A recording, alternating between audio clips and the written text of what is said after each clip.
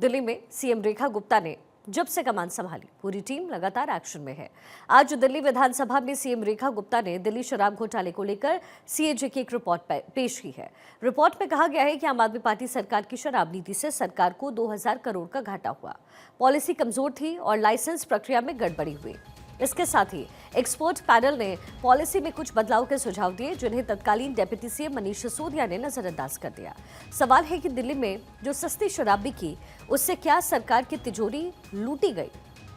विधानसभा में जब सीएजी की रिपोर्ट पेश हो रही थी, ठीक उसी समय बाहर आम आदमी पार्टी के विधायक प्रदर्शन कर रहे थे, क्योंकि उपराज्यपाल के अभिभाषण के दौरान विपक्षी विधायकों ने जमकर नारेबाजी की, जिस पर स्पीकर ने एक्शन लिया और आम आदमी पार्टी के 12 से ज्यादा विधायकों को सस्पेंड भी कर दिया गया। तो सीएजी की रिपोर्ट पेश हुई है, 14 रिपोर्ट्स है जो पेश होनी है और आज 2 रिपोर्ट्स टेबल किया है सीएम ने। उनकी तरफ से जो 2 बड़ी बातें कही गई है वो एक शराब घोटाले को लेकर के है और दूसरे शीश महल को लेकर, यानी कि सीएम आवास को लेकर के कितने खर्च किए गए, कितने का वहन किया गया, ये तमाम जो इन्फॉर्मेशन है उसका जिक्र इस सीएजी रिपोर्ट में है। ये पहले से कहा जा रहा था कि सीएजी जो रिपोर्ट है वो लंबित रहा और पिछली सरकार यानी अरविंद केजरीवाल की सरकार ने इसे टेबल नहीं किया था, इसे पेश नहीं किया गया था। सीएजी रिपोर्ट का इंतजार किया जा रहा था, लेकिन उससे पहले कि सीएजी की रिपोर्ट विधानसभा में पेश होती, आतिशी की तरफ से और जो तमाम आम आदमी पार्टी के विधायक हैं उनकी तरफ से जोरदार हंगामा किया गया जब उपराज्यपाल का भाषण चल रहा था और उसी समय आतिशी समेत जो विधायक हैं उन्हें बाहर किया गया सदन से और उसके बाद सीएजी की जो रिपोर्ट है वो पेश हुई। हमारी पॉलिटिकल एडिटर अदिति नागर हमारे साथ कनेक्ट हो गई हैं। अदिति, जाहिर है सीएजी की रिपोर्ट आ रही थी, दूसरी तरफ विधायकों के द्वारा जमकर हंगामा किया गया, एक तरफ अंदर टेबल हो रहा था सीएजी रिपोर्ट, वहीं दूसरी तरफ आतिशी बाहर अपने विधायकों के साथ लगातार प्रदर्शन कर रही थी और कहीं ना कहीं बीजेपी भी ये समझ रही थी कि ऐसा होने वाला है और जाहिर है आम आदमी पार्टी की स्ट्रैटेजी हमेशा बहुत अलग रही है और वो लोगों को नजर भी आया है। तो अब आगे इस पूरे प्रकरण को बढ़ता हुआ आप कैसे देख रही हैं, क्योंकि अभी और जो रिपोर्ट्स हैं वो पेश होने हैं? अदिति, बिल्कुल 2 ही रिपोर्ट्स पेश हुए हैं आज और आज दूसरा दिन था। देखिए आप एलजी का भी जब भाषण हुआ तभी से हंगामा शुरू हो गया था, उसके बाद से 22 विधायकों को आम आदमी पार्टी के बाहर किया गया और उसके बाद सीएम ने 2 रिपोर्ट्स को टेबल किया और वो रिपोर्ट्स क्या कुछ कहती हैं वो लगातार आज भी अभी हम डिटेल में चर्चा करेंगे। लेकिन ये बात तय है कि दिल्ली सरकार, आम आदमी पार्टी की जब सरकार थी तो उसमें 2002 करोड़ का जो घोटाला था वो इग्नोरेंस के चलते, उसमें सीएजी में तमाम वो कारण बताए गए हैं कि क्या वो वजह थी जिनके चलते जो घोटाला जिसको उस बात का उल्लेख सीएजी रिपोर्ट में किया गया है। हालांकि इसको लेकर आप देखिए कि लगातार वो 22 विधायकों का या आतिशी का लगातार हंगामा रहा, लेकिन अगर सबसे महत्वपूर्ण बात है जिसमें कहा कि मैसिव रेवेन्यू लॉस हुआ, क्योंकि मेरे हाथ में सीएजी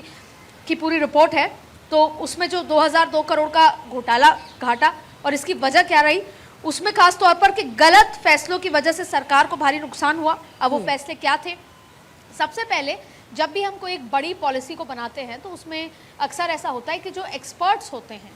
उनसे राय मशवरा लिया जाता है। तो सरकार ने खुद जो खुद के ही एक्सपर्ट्स थे लेकर पॉलिसी बनाने में, उनकी जितनी भी राय मशवरा थी उसको इग्नोर किया। कैबिनेट, जब भी आप किसी पॉलिसी को बनाते हैं, किसी नई पॉलिसी होती है तो उसमें कैबिनेट के प्रोसीजर होता है, रूल्स होता है, उसे इग्नोर किया गया। इसके साथ साथ ये तो हम बात कर रहे हैं कि कागजी, आप देखिए कैसे एक ही वेंडर को, एक ही कारोबारी को 50 जो है शराब के ठेके लेने की बात कही गई, किसी एक ही ब्रांड को एक्सेसिव आगे बढ़ाने की बात कही गई। इसके साथ साथ देखिए सबसे बड़ी बात है कि शराब की दुकानों खोलने को लेकर कई घाटा हुआ। इसके साथ साथ आप देखिए कि जो लाइसेंस को रीटेंडर होता है आपका, जब एक साल में लाइसेंस खत्म हो जाता है, रीटेंडर, उसमें आपने पिक एंड चूज पॉलिसी अपनाई। कोविड-19 के नाम पे लाइसेंस को फ्री वेवर देने के लिए 144 करोड़ का नुकसान इस कैग रिपोर्ट में बताया गया है। सिक्योरिटी डिपॉजिट सही से कलेक्ट करने पर 27 करोड़ का नुकसान हुआ है, सही से कलेक्ट ना करने पर। फिर आप देखिए कि लाइसेंस का वायलेशन किस तरीके से हुआ है। कैग रिपोर्ट बताती है कि जो रूल 35 होता है जिसके तहत जो एक्साइज जो रूल्स होते हैं, एक्साइज, डेली एक्साइज, उसको लागू किया जाता है, तो उस रूल का वायलेशन हुआ है यहाँ पर, यानी कि लाइसेंस के रूल का वायलेशन यहाँ पर हुआ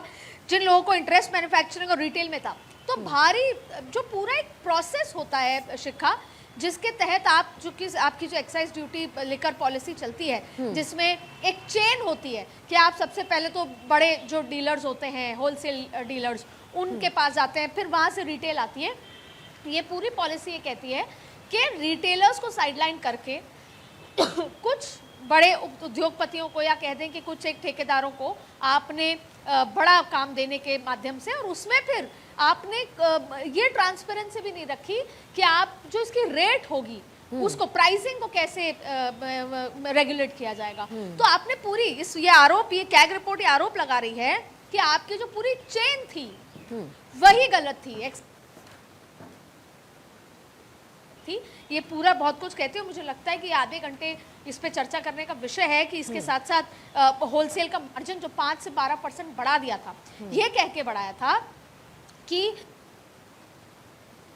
सरकार ने कहा है कि क्वालिटी चेक के लिए वेयर हाउसेस की लैब्स बनाई जाएंगी। और जब इस कैग रिपोर्ट ये दावा करती है कि होलसेल का प्रॉफिट बढ़ा, सरकारों को रेवेन्यू का नुकसान हुआ और कोई लैब्स बनी ही नहीं